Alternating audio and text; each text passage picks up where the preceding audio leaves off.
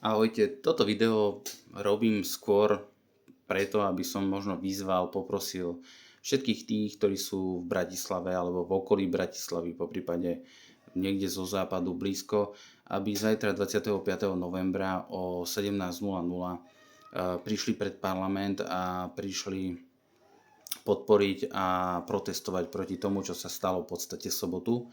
A to, že len tak svojvoľne z jasného neba naša vláda opäť urobila jeden geniálny krok, a to rozhodla sa zrušiť tak dôležitý úrad, ako je Úrad na ochranu oznamovateľov korupcie, čo je podľa mňa dosť veľký škandál. Berme tak, že v rámci toho úradu sú zaevidovaní ľudia a chránení ľudia, ktorí mali práve odvahu sa postaviť proti ľuďom, ktorí korumpujú a ktorí rozkrádajú financie naše spoločné, štátne.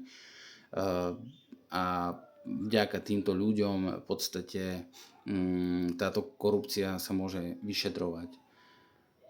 Je skutočne nechutné, akým spôsobom, a nielen, že akým spôsobom, ale vôbec to, že to táto vláda spravila.